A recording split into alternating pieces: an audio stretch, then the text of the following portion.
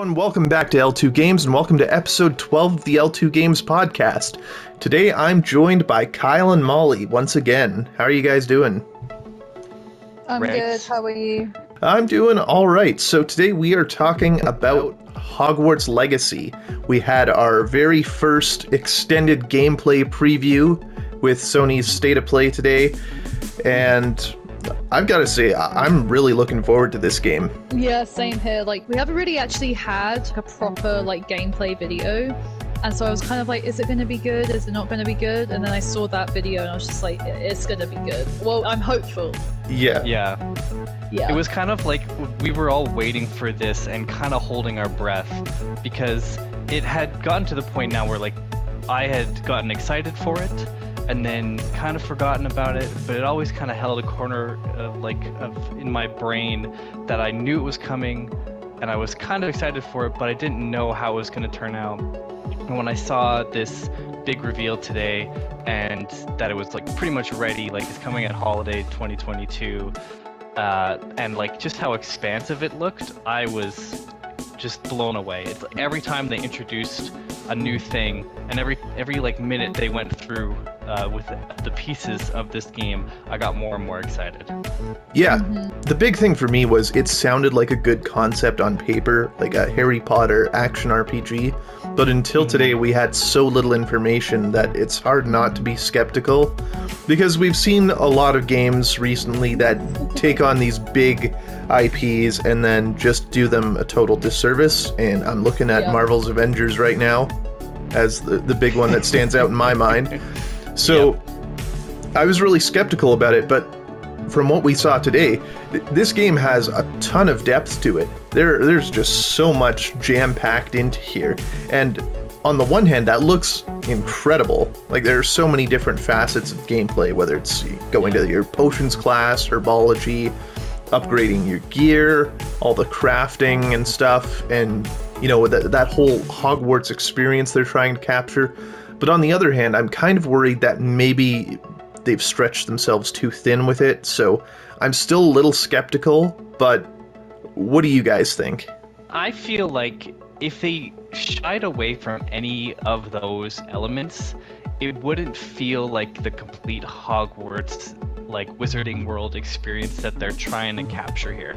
Because if you put this character, or yourself, this important character, into this school, and you don't put them into, obviously they're going to do charms because you need to have combat, but if you don't do it into beasts or herbology or the potions and every other kind of aspect that the character would go through as a student of Hogwarts, it would feel missing, and people would probably make note of its absence. And so I feel like you had to put that in to get the whole experience. And I mean, I'm very happy that all of those elements seem to be part of it, and that it will be kind of your task to go and master all of these sort of elements. Riding your broom is something that you can learn, and they said it in a way that was we suggest you learn how to ride your broom well. So it maybe there's facets where you can go in one direction more so than another direction, or if you're not big into the beasts, you don't have to go and care for them or focus too hard on researching them or saving them. But if you want to, you can. And if you want to have more of mastery of potions, you can go into that. You can read, the books or do the side quests that kind of tailor to that experience. And if you don't want to, you don't have to. That's kind of how I understood the language of it, because it is an RPG, so while you could probably go through and, many of us on this call are probably going to do, master each and every skill and go through and make sure that we get every point that we can get for each and every one of these sections, some people might not do that if it doesn't interest them, and I think that's a great way to go at it, but where the power is in the player's hands. Yeah, it's interesting that you bring that up, because as far as capturing the Hogwarts experience, every other Wizarding World game we've gotten to this point has been a Harry Potter game. And so we've had the story from the books and the movies of Harry Potter himself be sort of the anchor point for the games. And so we don't need the full Hogwarts experience to be immersed in the world, because we've got that story to follow along with. Now, with the absence of Harry Potter and an original story being told, you need those elements in there to immerse the player. One thing I'm really hoping is that, as far as those skills like the potion brewing or the herbology, is that you're as skilled at them as you practice them. Like, to the extent you practice something, you're that good at it, kind of like in the Elder Scrolls games. Like, you practice your one-hand sword fighting, you obviously get better at that. I don't want to see like a skill point system where you have to pick and choose between these various skills and decide what you want to focus on. That's what I hope it's not like either, because if you can only do one direction, or if you're limited in some way, I would feel kind of cheated. But because in a sense you're at a school, the more you educate yourself in one topic, the more educated you're going to be. I mean, our brains sometimes avoid stuff that's not important, but in the sense of this game, if you're going to be focusing on every single facet of the schooling, you should be able to master every facet of it. Molly, any thoughts on that? No, it's all being said, really, everything I was thinking. Okay. Which one in particular are you more interested in, Molly? What do you mean, which one? Like, which piece that we are able to explore interested you the most? Just playing the game, really, the way I want to play it. Like, I don't mean it like that. I mean, like, with what Nick was saying about, like, with the other games, with the other Harry Potter games, like, especially, like, the classic Chamber of Secrets on PlayStation 2. Yes, my favorite one. That one, like you said, Nick, you follow Harry, like, you're Harry, and so you have a set story that you have to go through, and you can't go a different way if you want to, or you can't learn more of something. So what I'm really excited about is actually just picking my own path and doing what I want to do, whilst obviously kind of following this story that they have kind of in the background there. But the classes is probably what I'm most excited about, like learning and going to school. But that's the type of games I like. I like those like games where you can do all those little things. Yeah. Well, and I think that's part of what makes the Wizarding World so popular and so relatable, is that it's all about going to school and learning magic and, socializing with other people. That's such a big part of our lives, that just because it's set in a magical fantasy world doesn't mean that we can't relate to that. Yeah. And you mentioned socializing. Sorry, Molly, but that was one thing that I didn't think that they were going to go into. I thought, like, yeah, okay, we're gonna go to school, we're gonna learn all this stuff, but they even mentioned that you can befriend certain characters, and the closer you get to them, the more you will learn about different things. Like, one character is like really into beasts, and you probably will learn more about beasts and be able to befriend more beasts if you're closer friends with them, but you don't have to be friends with them. It's very interesting like that.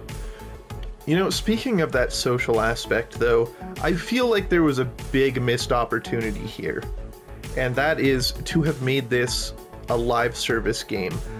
And Kyle, you know me, you know how critical I am of these PvE co-op live service games, but I think with the Harry Potter brand, it actually lends itself well to that kind of game, because especially in this kind of game where you're playing as this pretty much a nobody student who no one's ever heard of before, you're telling a completely original story with a complete blank slate, and you're putting this student in a school filled with their peers, and I feel like it would just feel that much more lively if the other students were actual other players who you're meeting with and hanging out in the common rooms with or going to classes with. I just think that would have been such a cool way to do this game. So I am a little disappointed to see that it's a single player game. Not to say that that's a bad thing. I still will die on the hill that we do have a few too many live service games, and that generally they aren't very well done. But I think in this case, it could have had some really good potential. Again, not to say that it doesn't, because I'm still really interested to see how this story plays out. Yeah, well, you probably feel differently on that. What do you mean? Do you feel like this should have been a more like it's a single player game, or would a multiplayer game have been a better experience? I don't know. It depends on how they did it. Like, I swear, I remember this was like years ago when the game was like it hadn't been officially announced, but like all that footage was coming out. Like, apparently it was gonna have a live service eventually, but I don't know if that was just rumors, because obviously it hasn't been mentioned again. I think it could work. It just depends on how they did it. Like, if you just have people like running around and doing what, like, but if it was like actual stuff where you could like play with your friends and you could do like missions together or do things like that, I think that would be fun. I think that's going to happen later on, though. Yeah. I feel like that's something that's going to be post-game, and I think that this... As soon as I heard that you were a special character, I knew that multiplayer was kind of out the window, because now you can't have everybody be the special character. Even if you were a group of 4 that were all, like, special people, like, essentially for the story's sake, and it's cool that they are telling an original story that seems to be, as far as I understand, somewhat distant from the vision of, you know, the original creator, J.K. Rowling. I don't know how much say she had in this game or not. I don't think she had like really any. I mean, it is far removed because it's like I think it's 100 years before Harry Potter, maybe even now. Exactly. Well, yeah, but it's interesting because so far, even with the Fantastic Beasts movies, she has had her claws and everything, and so now we're getting some different perspective, a different era, and a different person's take on a story within this world. And so, you know, as soon as it was like, oh, you're a special character, I was like, well, now you are going to be the main character and you're going to have a special thing happen, and everything that would have been with your friends possibly is now not so much a possibility, because like I said, like you would have 4 people that would be like a special person. And so while I think that once you complete the story, there's going to be endless end game opportunities. I'm sure that they will open up DLC for new areas, or just open up new quests, or maybe add a new like aspect of the magical world that you can explore, new sort of things, and then add multiplayer quests into that, or just have like an entirely different multiplayer service. To the closest thing that I can relate this game to is GTA Online. Yeah, and so if like with GTA 5 they had a pretty complete narrative where you played as 3 main characters, you know, and this game it's different because you can still create your character, but when you stepped into the online world you were completely separate and it was totally different. You had to, you know, achieve everything else a second time, but it had its own online stories and quests that were suited to online. And so if that is maybe a possibility down the line where they wanted to have like a live service or some sort of online aspect to the game, that could be a way to extend this game's life for like a GTA's lifespan, which is now what, like 10 years. But that's something that I could possibly see down the line. But for the immediate future, for getting this game out at the end of this year, I think we're just gonna have a single player experience. See, I don't necessarily see it that way. I don't see the fact that your character has this special magical ability and that the story is about them as immediately foreclosing the possibility of it being a multiplayer game. You look at other games like Destiny, or even to some extent The Division, or, I mean, Anthem isn't a great example, but it's still kind of true. Outriders even. Like, you play as a character who is, within the context of the overarching narrative, supposed to be special, but you can still play with your friends, but from their perspective, they're the one who is special, and you're just the guy tagging along with them. So right. it could work, but yeah, I'm not sure that's going to happen at this point. What do you guys think of the character creation and customization? I know we only got a little snippet of the initial character creation, but then we also saw a bit of like outfit customization and different gear and stuff. I think it's really cool. I like that. I like when you can create your own character. And I said that in the last podcast we did, how it gives you more like personalization, especially for like what they're trying to do with this game. I think it would have been strange if you couldn't have created your own character. I agree. With it being like kind of like an RPG. We didn't see a lot of it, so I hope it's not as like the beginning bit I can remember. It's not as basic as it kind of looked. So I hope you can really like customize and change everything about your character. One thing that surprised me, which I guess goes in that the fact that this is a full RPG, was that the character seems to have full voice lines. And I'm wondering how many voice actors they paid to do the voice of the main character. Because is it going to be...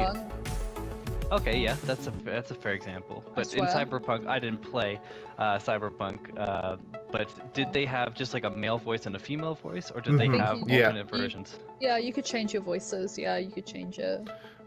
But I think it was just the one male and the one female voice, and I'm assuming that's probably what they've done here. It seems like that's kind of the norm. Yeah. Like, you look at Mass Effect, there's one male Shepard voice, one female Shepard voice. Assassin's Creed Odyssey, there's Alexios and there's Cassandra. So I don't expect there to be a lot of variation, but they could surprise us. I mean, this game is looking already a lot more massive than I expected it to be. Yeah, it would be cool if you could make yourself sound more or less posh. If you could just sound like a complete chav the entire game, that'd be so fun. But I think it's probably just going to be the two. Looking at the scope of this game, how excited are you guys to just explore this world? Because looking at it, it looks like we're maybe going to get a one-to-one recreation of Hogwarts, and that will probably include areas we've never seen before from the movies, and it looks incredibly cool. I mean, my biggest hope is that it's all completely open, you can go wherever you want, but we've got Hogwarts, we've got Hogsmeade Village, all the surrounding areas to that, and it looks absolutely massive. I'm really excited. The one question, I can't remember, but like, they didn't show Diagon Alley, did they? No, I don't think they did. Yeah. So like, that's my like thing. So I was like, do you just start off in Hogwarts, or do you go through that whole thing where you have to go to Diagon Alley? Because if you did, I'd be so happy, because then I could like shop for more of my stuff. You know, I'm kind of expecting Diagon Alley to be like the tutorial area of the game before you have to go and travel to Hogwarts. I feel like that'd be the way they do it. Yeah. I'm also was so happy that they included the house elf area where all the house elves were, because in the books they mentioned that, but in the films they never showed that. Like, they never showed that area. The same with they kind of showed the prefect bathroom, but not that much. Whereas I think in the game, you could kind of see it more full. And I swear they also showed another area, but I forgot. I recognized it when I saw it, but I can't remember the name of it. One area they mentioned was the Hufflepuff common room that is and the Ravenclaw common room as well. I'm excited to see those. It's like, again, with so many of these games leaning on Harry Potter's story, you really only see the Gryffindor areas. So it's nice to get exposure to those other houses and explore that, because I'm definitely not going Gryffindor when I play this. Yeah. Well, it's nice that they were not locked to the exact one-to-one of the movies. They did have some areas where they could play around. And one thing that they were mentioning when they were talking about the design is how it all fits together. Because in the movie we saw, or in the movie series, we saw, the common room areas, the grand halls, the classrooms, but we never, beyond a couple of scenes and a couple locations, saw them walking from place to place, and got a real sense of how it all connects together. What is the distance between one classroom to the next, or from one common room to the next? That is something that they had to think about, and something that we've never seen or experienced on this sort of scale or medium. And that's really exciting to me. Yeah, the outdoor areas look the nicest. Like when people were like all sitting, so I was like, I've never seen this place before, because in all the Harry Potter films, you really only see the courtyard and then the area heading to like Hagrid's, and then the bridge. That's really kind of like all you see. Yeah. And the clock tower, I guess. Yeah, I'm also really interested to see the whole grounds layout. I'm also hoping to see the Quidditch pitch. We never really saw anything related to that in the trailer, and I'm hoping there's some side activity Quidditch to be played, because I will be hurt if that's not in there. Because they showed the brief like broom flying, and I was like, oh my god, like this looks weird, because like again in like all the other games, it's always been like the Quidditch pitch, and you just learn to fly the broom on that. And I saw that, I was like, wow, like is this still Hogwarts? Because this looks like a random place that I've never seen before. Yeah. I could easily see Quidditch being something that's not in the the main game, but something that's added later, because that's also a good opportunity for a multiplayer activity. Well, like they can show you how to fly a broom, and you can learn how to fly a broom, but that doesn't mean that you have to play Quidditch. Everybody in school learns how to fly a broom, right? But not everyone plays Quidditch, and so it's possible that you don't necessarily play Quidditch in the main story, because it was part of the narrative. You're kind of focused on learning about the ancient magic that you're a part of, or you can connect to. So it's possible that our main character can't allocate the time to play Quidditch. I don't know. Yeah. But, if Harry Potter can play Quidditch, our guy can play Quidditch. Yeah, I was just about to say they can't if they didn't include Quidditch, I would be shocked. You're telling me that that's the one thing that you don't include, when that's like everyone knows it. Yeah. Did you guys ever play the Harry Potter Quidditch World Cup video game growing up? No, but I saw it. Was it good? It was a lot of fun. I have to say, I probably put more hours into that than I put into the Chamber of Secrets or Order of the Phoenix games. It was a surprising amount of fun.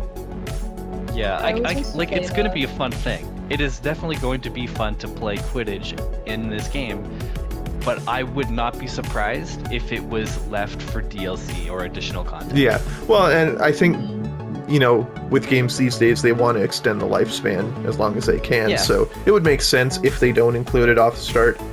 I know that'll probably ruffle some feathers, though, if they don't, My feathers. Yeah. I feel like it's something that makes sense in my mind for them to leave until later. Like, I'm just happy that this game is going to come out at the end of this year. At least they seem confident enough that this game is going to come out at the end of this year. I feel like they wouldn't have waited this long to show us the extent of this game if they didn't know that it was pretty much ready to go, at least to what they expect for a release game. Yeah. And I think that they probably had to, well, obviously they delayed for a long time, which I'm happy. I don't want to see this game in any rushed state. I'm glad they took their time with it, because it looks like it's paid off. But if they had to leave out some aspects and they're like, okay, let's finish this part and then do Quidditch later, because we have the foundations and we then have the money to put back into it and make the Quidditch experience really fun, I'd be okay with that. It does look like it's getting to those late stages of development, like it's almost ready, although I do think that from the trailer we saw, it was a little rough around the edges. I noticed there were a lot of frame drops, and I saw plenty of people also complaining already that it didn't look quite next gen. That I'm not so worried about. I think it looks fine. It's a good looking game, and as far as recreating these iconic locations, it looks amazing to me. That's really, I'm not going to scrutinize this game down to the finest detail. I'm not expecting the absolute top of the line AAA graphics here, but for what it is, it looks good, but I'm hoping they smooth it out a little before launch. With the graphics, were they saying that they were expecting, because I always struggle with this, were people expecting more realistic? I think so, maybe. Yeah. I'm not sure. I think they were expecting a little more discussion from the developers on whether they'll have certain next-gen features like certain kinds of dynamic lighting or ray tracing, that kind of thing, which we didn't really hear anything about. But to me, a lot of that is just buzzwords. Yeah, I mean, there is a next-gen version. It looked like it had ray tracing. Yeah. I'm interested to see what it looks like on the PC. I'm interested what it looks like on the PS4, because I think it probably is going to look pretty ass. I mean, I thought it looked fine. You can't please everybody. Yeah. But, like, for what it was, like, I thought that the environments especially were beautiful, and the particle effects that they were using for the spells looked like good and what I would kind of expect. That was the other thing I wanted to talk about, was the particle effects, because I thought they looked amazing. The spells really popped. Like, it really, you know, sold me on the combat, although I'm still curious to see how the mechanics actually work, because we didn't really get a good sense of how combat actually functions so much as just seeing it. And just seeing it visually, it looks amazing, but again, I want to know how it works, because one thing I don't like is when games do too much of the work for me, and it kind of seems like there's like this lock-on system where you're in one-on-one duels with people. Although the combo spells looked really cool, like lifting the guy up, slamming him into the ground, then throwing stuff at him, and it looked kind of brutal, to be honest, for what this brand is all about.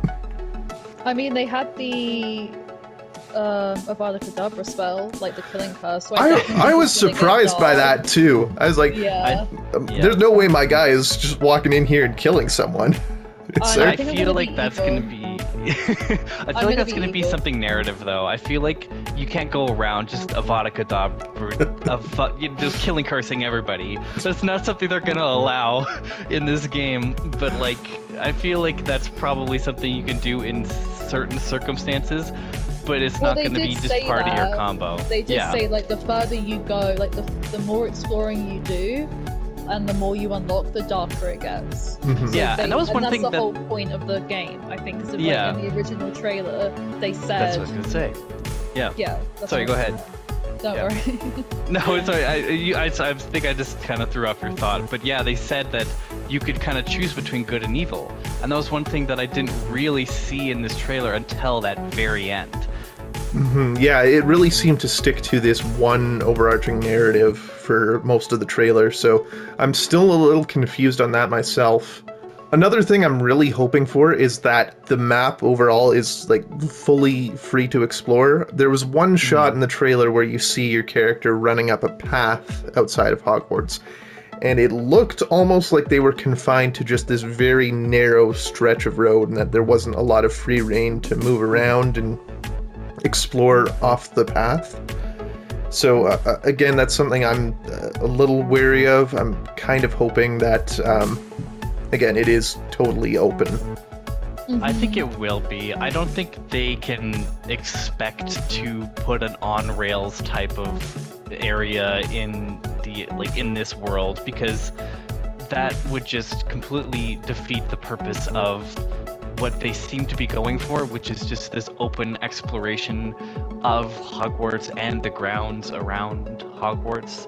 And even the game developer said, like, there was times where she would go in to test something and she would just spend 45 minutes walking around. And so I think that there won't be any sort of confinement. I'm curious as to the scale of the entire space that you are able to explore, and like how far you can really go. Because like they showed these expansive, big open areas, but you never really see the full scale of what you can explore.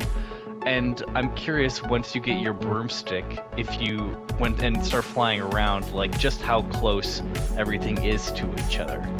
Because Hogwarts is probably going to feel quite large, and it's probably going to have its own sort of loading area once you're actually inside it, in opposed to the outside area. Because like I can't imagine those two being loaded at the same time. I think that would take too much load on the system.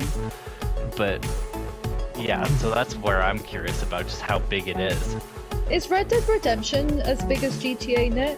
I think it's like triple the size, to be honest. Yeah. There you go. So, I mean, a map that size would be pretty great for this game. Yeah. Yeah, I think though the counterpoint though is that this game seems to be more tightly packed with actual stuff, whereas Red Dead has these grand, expansive areas of just nothing. Yeah. Yeah, but wouldn't that make sense though? Like, I mean, yeah, I get it, but like that was one of the, because like with Red Dead, it was what made it like it's historically like there wouldn't be anything there because it was set in that time period, right? So like for Hogwarts and for GTA makes sense because it was set in a city. So for Hogwarts, like, would it make sense to have stuff tightly packed at that time, or would it be more accurate for stuff to be spaced out? Do you know what I'm trying to say? I feel like it would be accurate for the time period to be spaced out, because I think, you know, that's part of why it's set in the 1800s, so that they don't have to fill in this whole map with buildings everywhere. But I think there's going to be enough space between villages and stuff that there's some freedom to explore, like the wilderness, but then you also do have these larger settlements. And I like doing that in games. Like, I always like just like in GTA, I would always just drive around, and I can't remember where it was, but I'd always drive along the beach and go up, like just try and go as far as I could, and I'd go all the way back. I don't know what that road is. I love driving up the beach in GTA and running over all the people sunbathing. I would just take the longest route and go all the way around. Same in like Need for Speed, I would just I'd go all the way around because I just liked driving. So I feel like in this game, if there's a little bit of space, it's nice just to, like, it'd be cool to like fly your broom and. I also love taking the bumpiest route. But unfortunately, I don't think I'm going to be able to do like a drive-by broom running overs in this. That's actually you on your bird. Avada Kedavra. That's actually something I would love to see. I'd love to be able to like actually do like drive-by wizarding. Yeah, that's actually a good thing. Or like, I wonder like how low you can go on your broom and if you could knock people.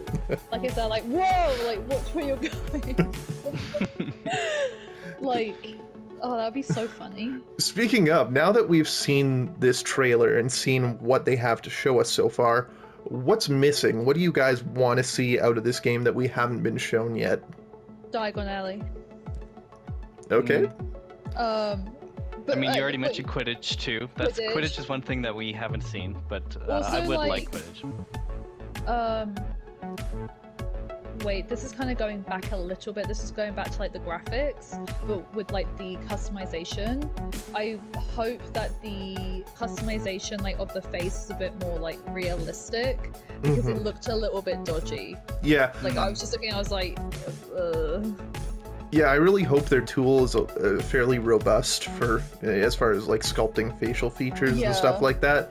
It looked fairly simplistic, but we didn't really get any good look at the UI, so we don't really know to this point what that's going to look like. More along that line. They're taking broad strokes. Yeah, more along that line. I would love to see like some level of wand customization. Like I know we can get like our outfits and stuff. I know you can get the different outfits and like robes and whatever, but like I feel like part of immersing yourself in this world is getting your wand at Ollivanders, and I would love to see. I know the wand chooses you, but in this context, I want to be able to pick out a wand and kind of design it. I think that would be really cool. Just give it even more of a personal touch. And a pet. Thing in this, I was just gonna say that, Molly. Literally just gonna say that. I was like, one thing that you didn't see was your pet. Like, there's an owl on the kind of the poster of the game, but you don't actually see yourself like get an owl or choose a rat, or in my case, get a fucking cat, because I want my fucking cat. Like, I'm sorry, but I want a cat. Well, that may be what like Nick is saying. Like maybe Diagon Alley is the intro, because that kind of actually makes sense. The other thing we didn't really touch on in that vein is this little building thing that you have in the room of requirement that they showed, where you go in, it's like your menagerie, and you can like place buildings and stuff, and like it's sort of like a personal hub. I thought that was really cool. So really cool. I'm looking forward to seeing what you can do to customize that too. One thing that stood out to me a lot about that was that you could have a little beast sanctuary, and for your like creatures that you could help get better. I was like, what? That's awesome. immediately fell more in love with this game when I realized that you could go out and like befriend little creatures and like nurse them back up to health. Like, are you kidding me? I didn't even think that was even a thing in this game that would be like an option. But it's just like the little things that like I'm gonna go around and do. I think the other thing I had with like the houses, I can't remember from like the state of play, but do you pick your house or like do you answer questions? It says the sorting hat sorts you into them, but I feel like it's going to give you the choice and you just choose based on like some kind of trait it'll give you. That's what I would expect is like, you know, where other RPGs you pick your race and it gives you a passive trait. I feel like that's going to be the house in this game, so whichever house, like Ravenclaw, you get a bonus to intellect or something, or Gryffindor, you get more health or something. I don't know, but I think that's probably how they're going to do it. That's how I would do it, but I think answering questions would be a lot cooler and a lot more authentic, but yeah, I guess we'll see. I mean, they have the quiz on Pottermore that they could literally just rip into this game. So yeah. Like, and that like sorts you into your house. So I don't see them not asking you questions to put you in your house. Well, that seems like a given. Yeah, given that this is the Portkey Games, which is like the official Harry Potter developer now, I wonder how much access they would have to something like Pottermore to integrate that. You know, maybe you could use your same email and just be sorted into the house that you're supposed to be in. That would be really cool, actually. The other thing I had is like getting, I don't know, this is probably like super specific, but like I wonder if they would have the Triwizard Tournament like in the game. DLC. 100%, that would be DLC. Yeah, I don't think they would include that in the main game here. Mm-hmm. That's an easy slam dunk DLC. Yeah, especially because the narrative for something like that, like we see in Goblet of Fire, that can be drawn out over a whole movie. So, you know, I think you could very easily turn that into another story after the main story in this game. Mm-hmm. And that could be a fun multiplayer thing too, because you and your friends could compete in the tournament together. Yeah. I was just thinking, I was like, I wonder if they would like add that. See, there's so much you can do with this game. It's not just like, there's so much you can add to. Like, what happens after you complete the game? Do you get a job? Or is that like another thing? Well, I mean, it says in the game you're only a fifth-year student, right? So you would still have to come back to Hogwarts. So I think at the end of the game, you're just, you know, you're on summer vacation. I loved how they had seasons too, so you'll like guarantee have Christmas in Hogwarts, which is always just like a thing that you can associate with the Harry Potter movies, and there's always Christmas in the and Halloween too. The narrative. Yeah. Now that you bring that up, that's something I'm really looking forward to seeing. I would love to see the Hogwarts versions of these holidays depicted in this game. That would be so nice. There was one thing, there was like one scene in the clip in the state of play that like reminded me of something. It was like the restricted section when they were in the library. That just reminded me of the Chamber of Secrets. Yes, I was just thinking that. Yeah. I was like, oh my god, like that's so funny. I just remember like struggling so hard. That was such an annoying part of that game. I hated it so much. That and the gnome tossing at the beginning of the game. I hated those. Oh my god. Yeah, that was so hard, so hard. I remember I also got stuck on the spider bit. Like, I just could not figure out how to get out of, like, the spider area. And then my mum comes and helps me. My mum, who knows nothing about video games. I kind of miss that game. I'm getting all the nostalgia feels now from talking about this, and I'm super excited for this game to come out. Yeah, same. The only thing I don't miss about the Chamber of Secrets is the loading. Like, every time you went up the stairs. Oh, yeah.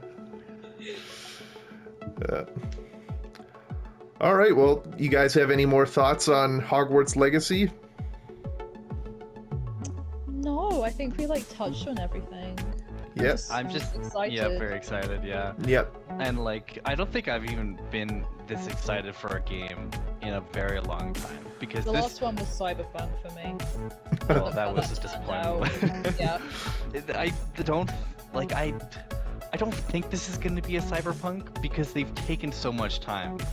I feel like if they had, you know, rushed this out, it possibly would be that case. But like, Cyberpunk wasn't rushed, was it? Well, they took years. Yeah, I think it was just that they really just fucked it up completely and didn't build it with the consoles in mind. That's what I think. That's why I'm kind of sorry, Kyle. Go ahead. No, go ahead. I was kind of happy to see that the kind of the graphics, whatever you want to call them, were how they were, because obviously with Cyberpunk, I mean, it fits the game, but it was so. Yeah, it was just. I think it was way ahead for the consoles. Because people were even struggling. The PlayStation 5 wasn't out then, was it? It was a PlayStation 4 Pro. Yeah, and even that didn't work great. And well, even on the PS5, like I played Cyberpunk on the PS5 and it crashed constantly. I'm not as worried about that happening with this game though, especially given how much they're leaning into Sony for marketing this and like the PlayStation. Like this was obviously a PlayStation State of Play event where they showed their first gameplay. So with that in mind, I feel like they've taken great care to make sure that this game actually runs on these consoles and runs well. I'd be very surprised if it didn't. Well, and this is obviously going to be a huge game. It's got a huge IP attached to it. They would be fucking dumb to come out with a broken ass game that's, you know, got this just huge IP attached to it. Cyberpunk, obviously, a lot of people were hyped about it, and when it launched and it was shit, it was a whole thing. But this would be totally different because this is Harry Potter. This is the Wizarding World. This has so many people coming to this game, even having not played a video game in forever. They want to play this because of this IP, and if it comes out broken, I feel like that's like the death of Porky Games. Yeah, I was gonna say, to this point, the only Harry Potter games we've had are movie tie-ins, and those had kind of died out like a decade ago.